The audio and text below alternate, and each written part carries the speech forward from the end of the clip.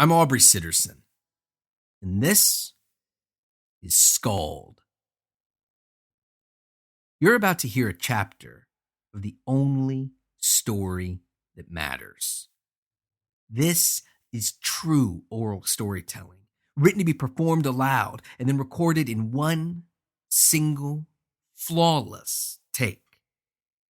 Though the story is an ongoing one, diving in right in the middle isn't just acceptable, it's recommended. If you'd rather start from the beginning, though, you can always go back and listen to previous episodes of the show for absolutely free. Or you can pick up the prose ebooks on Amazon for only $2.99 each. This isn't me reading you a story. This is me telling you a story. This is SKALD, Part 40.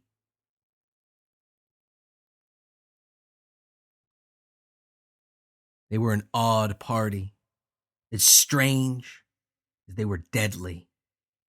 It pained Caleria to leave the tower. It physically hurt her to abscond from the only home she had ever known, to willingly vacate that magical place, the one that had provided her protection, warmth, sustenance, and succor for longer than she could remember.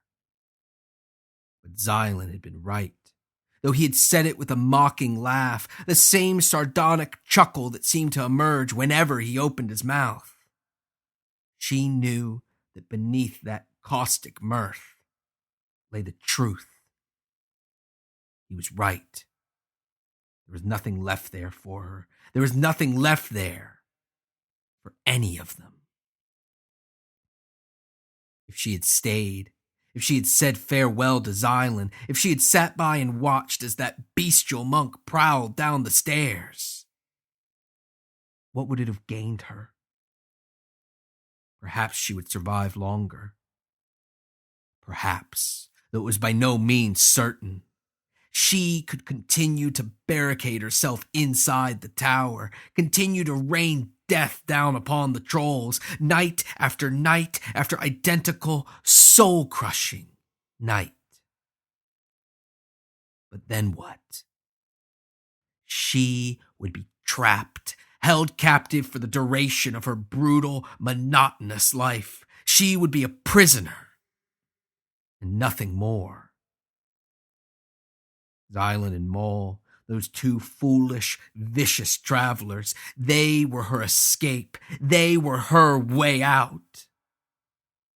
And so she filled two skins, one with cool, sweet water from her larder, and another with the thick, oozing contents of her cauldrons. And she followed her new companions through the ancient wooden door, down the twisting granite steps, and out into that blasted, broken wasteland.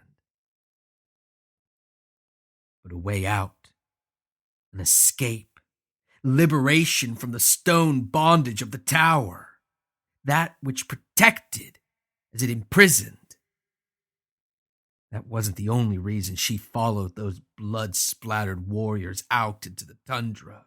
For the first time in years, maybe decades, though she couldn't say for sure, as she had grown tired of counting identical days. For the first time since she was a child, she was no longer alone. In the light of the moon, Xylan was fearsome, hateful, and cruel. But during the day, during that laughably short 4-hour day that held no time for anything but sleep, he was something else.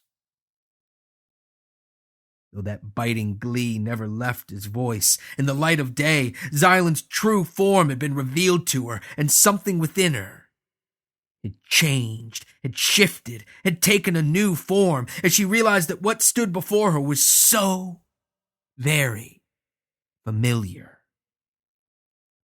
Like her, Xylan was a good person in a bad world, a man twisted by circumstance and trapped in a life that he would have never chosen. He was, like her, a prisoner, and she had warmed to him, warmed to the sad, shaking, tortured monk. Caleria had followed them, had gone out into the tundra, had ventured out into unfathomable hordes of trolls, because she wished to stay with Xylan, to grow closer to him, to accompany him. Xylan, who prowled ahead, snarling and baring his teeth at the trolls that scattered at the sight of him, too shaken and terrified to even attempt to prevent their passing. She wished to accompany Xylan, and Xylan alone. Or that's what she told herself, as she glanced over at the hulking brute that lumbered by her side, swinging that crude, ugly club with no lack of malice. That disgusting, loud, howling savage, Maul. The one who thought and declared himself a king. She hated him. She loathed him. Though she had chased out all traces of the infection, had burnt every last inch of green from his skin, there was still too much of the trolls in him. Too much of that hateful, mindless destruction, that violent, dangerous ignorance. She cringed as she saw how he stalked through the tundra. The brute licked his lips, and his eyes flashed with bloodlust. He begged the trolls to ignore Xylan's warning growl, to rush forward and attack, to give him any reason to raise and lower that hideous club. And the entire time, as he walked, laughed, and bellowed, plastered across his face was a cruel, hateful, rictus grin. That smile. It was his smile. There was no denying it. There was no getting around it. That brute wore his smile. And Maul, like her, belonged to him.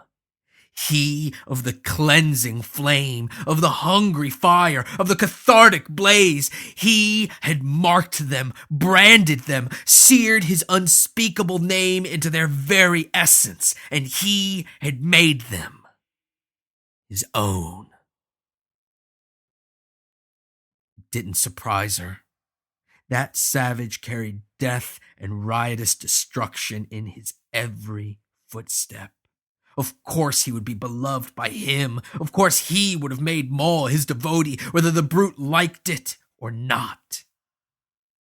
And after all, there was destruction, and then there was destruction. There was the destruction of the trolls, occurring only to create rubble, broken, shattered, and meaningless. And then there was his destruction, that which took place to demolish the debased, to stir up the stagnant, to burn out the old growth, to clear the way for something new, something better.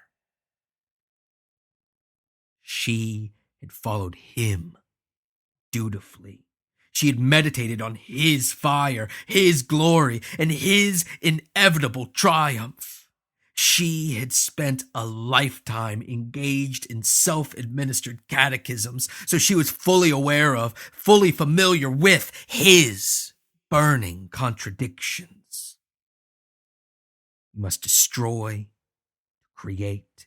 You must create to destroy, and sometimes to destroy something truly terrible, truly awful, truly abhorrent. You need a tool, a weapon that is just as crude, ugly, and base as that which you intend to shatter.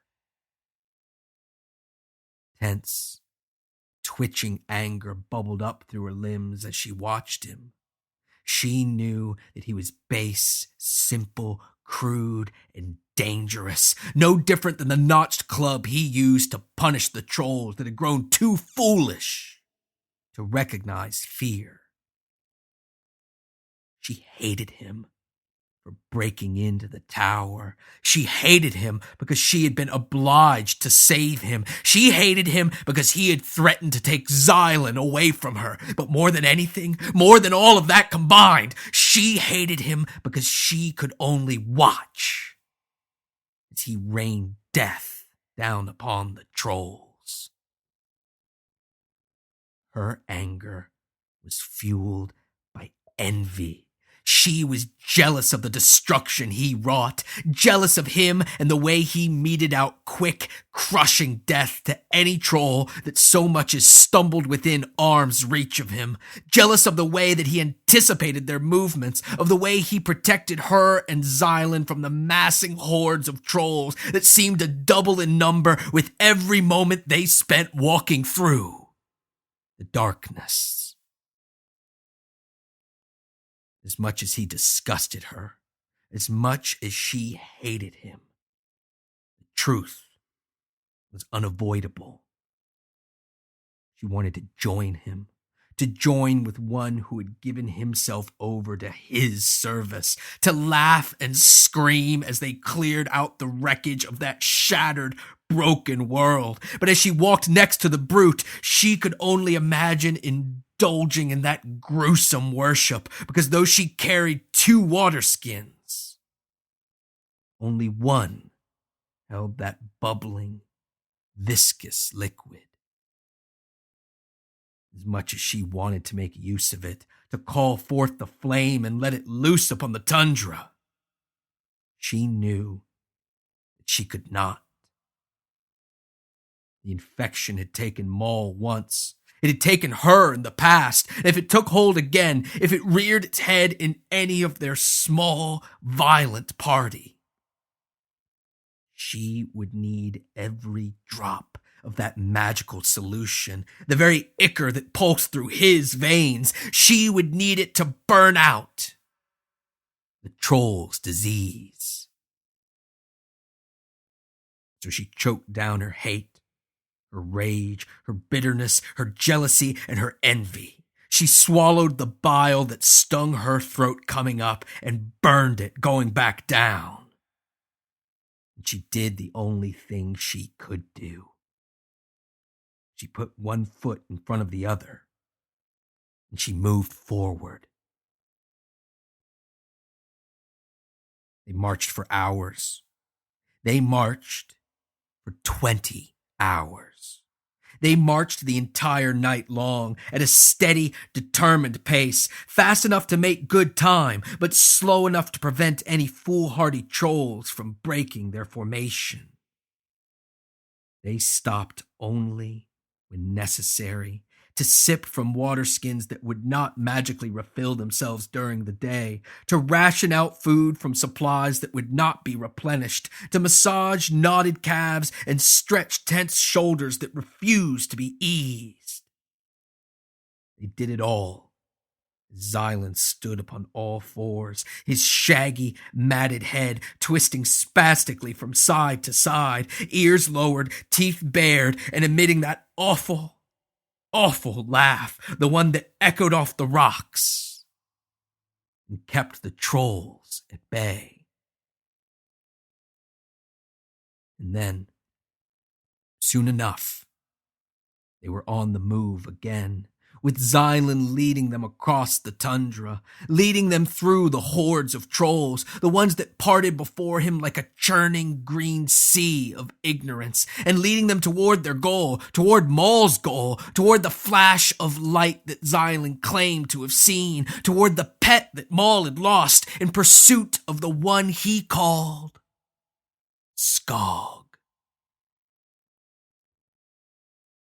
By the time the trolls began to retreat, began to scramble back into their dark, hidden caves, Caleria found herself more weary than she had ever been. To stay up for the entirety of that 20-hour night, that was nothing new. For as long as she could remember, she had kept vigil the entire night long, protecting her tower, raining fire down upon the trolls who would see it fall, see it break upon the tundra, see it become more meaningless rubble in that cold, desolate landscape. To stay up for 20 hours is one thing, but to march while doing so is another. So as the last trolls scampered away from Maul's cudgel and Xylan's cackle, Caleria sunk to the ground with a sigh, where she was soon joined by her no less exhausted companions. With the dim sun's rays beginning to bend around the horizon, Caleria watched Xylan huddle and shake, whimpering as his bestial aspect retreated to wherever it hid during the day. She reached out to touch his shoulder, to comfort that skinny figure, racked with fatigue, but suddenly she stopped, as the very earth she sat upon began to shake. Maul, that near tireless brute, was on his feet first, steadying himself on a nearby rock as he swiveled his head, searching for the source of that shocking disruption. But Caleria, with her eyes having grown accustomed long ago to that world's darkness, she was the first to see it, the first to lay eyes upon what was happening, an occurrence as unthinkable as it was inevitable. It was the tower, her tower, and it was crumbling. That massive stone tower, carved by inhuman hands from a single impossible block of stone. It shook, it broke, it crumbled, fell, and shattered before their very eyes. Piece by piece, massive stones calved from the tower. They plummeted through the dawn air, struck the earth, shaking the ground for miles around, and they shattered, filling the sky with dust, filling the air with roars, filling the landscape with rubble, and filling Caleria's heart with nothingness. The tower had fallen. She watched as it cracked, split, and shattered, watched as her life's work came tumbling down, watched as a lifetime spent on guard, as a sentinel, as a noble protector, was rendered meaningless in a single cataclysmic act of destruction.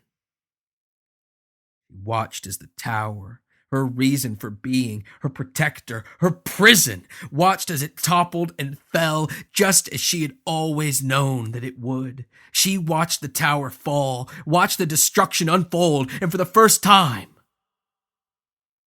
she knew freedom and the complete and utter terror that comes with it. She had known fear. She knew it well, too well. It had been omnipresent, inescapable for every waking moment of her every night of her entire life. Fear of the trolls, fear of death, fear of failure. They had been her companions, her friends, her only friends. They had brought light to the darkness and brought warmth to the cold by giving her that most amazing gift. Something to fight against. But this new terror was something different, something incomparable. Her duty, her obligations, her prison, they were all gone. She watched as they crumbled into rock, rubble, gravel, and dust. She watched as what bound her crashed to the ground, shattered on the rocks, and was carried away by the unpredictable winds of the tundra. But without them, without the light and warmth that they brought, the light and warmth of anger, struggle, and resentment, what would she fight against? She didn't know, and it filled her with a sense of creeping, growing dread. She had fought against the trolls her entire life, spent her every waking moment trying to stave off the abyss, to prevent it from overtaking her, to keep from plummeting down into it. She'd once fought against that yawning chasm of ignorance, senseless destruction. But now, she'd surrendered to it. She had allowed it to take what it wanted, and then she had dove into it. Willingly. Sitting on the hard, cold, rocky earth, she gazed out at the abyss she had chosen for herself. Stranded in a never-ending wasteland, flanked by a beast and a monster, gnawing on rations that would last them a week if they were lucky. She knew terror. She knew dread. She knew the fear of the unknown. But she also knew joy, excitement, and anticipation, not for what the future held, but for what she would take from it, what she would carve out of the abyss, what she would create with her own 2 hands in that gaping darkness. She laid down her untroubled head as the sounds of destruction echoed all around her. She smiled at that chaotic lullaby, the cracking, crumbling, and shattering of stone that was ancient before the worlds were sundered. She fell quickly into a restful, dream-filled slumber, the sleep of one who knew exactly what struggles and hurdles the next day would hold, and was eager to greet them. It took longer for Maul and Xylan to join their companion. Though they could see that insufficient sun beginning its quick dash across the horizon, though they could feel its rays and see its undeniable effect upon Xylan and his now banished bestial aspect, though they knew it would chase off the trolls just as effectively, it was still difficult for them to sleep uncovered, out in the open, in as broad a daylight as that dim world could offer. But eventually, they gave in. They curled up on as soft a ground as that rocky tundra would provide. And they went to sleep, less out of choice and more out of necessity, as they knew that every second of that laughable 4-hour day was precious and was the only respite they would receive until after they had suffered through yet another 20-hour march through the darkness. They set no watch. They left no guard. They simply laid down, covered their eyes, and willed themselves to sleep. They shut their eyes in a barren wasteland, a broken tundra, a shattered world filled with naught but jagged rocks, dim light, and aimless winds. But when they awoke, they found themselves in a town, a peaceful retreat, an idyllic village, the likes of which Caleria had thought scoured from her world generations ago. They found themselves in a bucolic paradise, but they also found themselves surrounded by looming figures, booming voices, and heavy hands that pulled them roughly to their feet.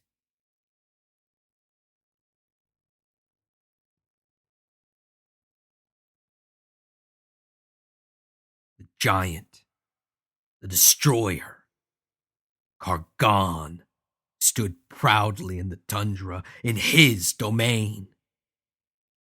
He looked out across that shattered wasteland, and he gazed upon the trolls, gazed upon his subjects and their quarry, the snarling, biting, roaring, rending beasts that they dragged across the rocky earth, fighting all the way. He beat his chest, and he roared in excitement, in anticipation, in glee, as they dragged the beast forward, hissing and spitting, doing its best to break its chains, to lash out at its captors with those long, vicious claws, and with the gleaming white razors that lined its maw. The trolls, laughing and shouting through their fear, dragged the beast forward, dragged it out upon the plain, the killing floor where Kargan met his challenges. And as they brought it forward, close enough for the giant to see the creature's massive yellow eyes filled with a dangerous mix of fear and hatred, Kargan felt his spirit soar. He felt joy, ecstasy, and exuberance. He felt unbridled bliss because this beast, this monster, this raging tornado of fur, claws, and teeth, it would be a true challenge. It would put him to the test. It would force him through the crucible. And when he emerged, if he emerged, then he would matter. So, with an irrepressible grin stretching across his broad, strong visage, he cried out, "Release the challenge! Begin!" The trolls were quick to obey, both from a desire to please their leader, their idol, their hero, as well as an eagerness to be rid of that snarling, vicious whirlwind of death, the one they had found at Kargan's command and dragged tirelessly back across the tundra. So they dropped the chains, they released the monster, and they cowered in fear as it rose up into the air upon wide, powerful, leathery wings. Kargan watched and he laughed, unable to contain his excitement as the monster rose up into the air. Built like a man, but made thick and powerful, with short, dense fur covering its dimpled hide. It brandished its claws, it gnashed its teeth, and it climbed up into the skies. Kargan worried for a moment that it might escape, that freed from its bondage, it might simply climb into the heavens and take its leave of Kargan, of the killing floor, of the certain death that awaited it. But no, Kargan knew better than that. It had been ages since he'd faced one, since he faced a Grolok. But he remembered them well. Remembered the fight, the vicious, fearsome struggle. Remembered the brush with death. He remembered the challenge, the struggle, the fight, and the victory. And most of all, he remembered what it had earned him. The Grolok had been wounded, not in body, because there was nothing that even the endless horde of trolls could do to harm a beast as magnificent as this. No, it had been wounded somewhere much more susceptible to attack, somewhere brittle and fragile. It had been struck directly, unerringly, in its pride. The beast, the Grolok, surely one of the last of its tribe, one of the last of its kind, had been insulted by its capture, insulted by its failure, and it would not leave without taking its revenge, without proving that it was, without a doubt, the most fearsome predator left in that broken, dying world. Kargan watched as the Grolok climbed up into the sky, blotting out that heavy full moon with its massive, leathery wings. And then he braced himself as the monster began its meteoric fall toward him.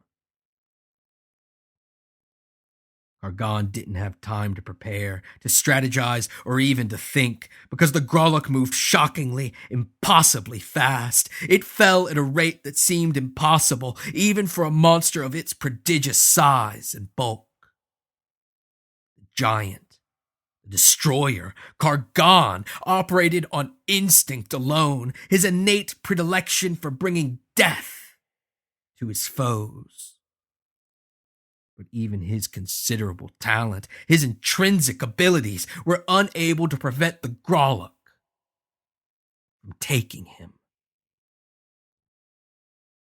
So the Grolok seized him up with its lower paws, feet that were built like hands, knotted and powerful enough to lift even one as gargantuan as Kargan. And as it pummeled the giant with its fist, those clenched hands that were as fast as lightning, as hard as granite, it beat its mighty wings, it forced them through the heavy air of that dim world, and it climbed steadily, doggedly, back up in the skies. Kargan knew that he didn't have much time. If the Grolok flew high enough, it wouldn't matter if he killed it or not. It wouldn't even matter if he was victorious, because even in winning, he would lose, as he and the lifeless body of that flying ape crashed artlessly to the earth, meeting their doom together, broken upon the rocks of the tundra. Grolok acted by instinct. It attacked and fought the giant just as it attacked and fought everything else. It seized him up. It climbed into the air, and it attempted to batter its prey into unconsciousness. And failing that, failing to simply beat Kargan to death, it would drop him to the earth below, then swoop back down to finish him off like some monstrous bird of prey. But Kargan had fought Groloks before. He had faced their tactics and emerged wiser, emerged better for his struggles. So instead of trying to free himself, instead of fighting against the Grolok's vice-like grip, he leaned into it. He grasped the beast with his own mighty hands, and as the Grolok climbed toward the sky, Kargan climbed toward the Grolok's neck.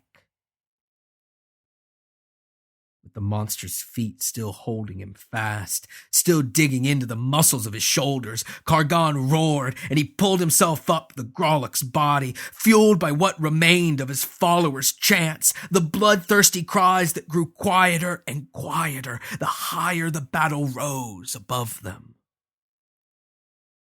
Kargan pulled himself up by his strength and his strength alone, pulled himself up high enough to see the Grolok's twisted, furious, grotesque face. He pulled himself up high enough to see the shock in the monster's yellow eyes as he placed both hands high enough to avoid those gnashing teeth, low enough to close the throat completely. He placed them upon the Grolok's thick, corded neck. Kargan, beaming ecstatically, saw fear, saw impending death in the Grolok's eyes, but it was only there for a moment, an ever so brief instant. It wasn't even long enough for the Grolok to release its hold, to refocus its efforts, to change its approach from holding the giant to freeing itself from his grasp. In those big, yellow eyes, Kargan saw fear, saw terror, saw death, and then he saw nothing. As he closed his grip, squeezed, and twisted the monster's neck with a sickening snap. He had won. He was victorious. He was the destroyer, Kargan. He had done as he wished. He had done as was intended, as he was meant to do. He had slayed the beast. He had defeated the challenge, and he had won.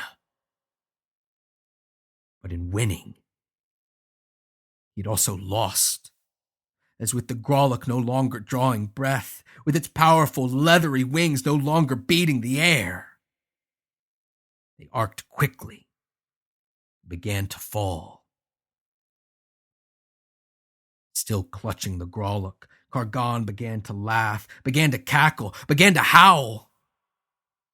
He had won, but his victory, his quest, his all-consuming desire to matter, to continue to exist, to remain corporeal, would now be the end of him. He saw the rocks of the tundra rushing upward. He saw his death racing to meet him, but he was not troubled. Because though death would take him, though his body would be shattered, his soul let loose upon the aimless winds of that broken world, he knew that he would die in combat, that he would die nobly, gloriously, magnificently. In death, he would become important. He would never be forgotten. He would always be remembered. In death, he would matter.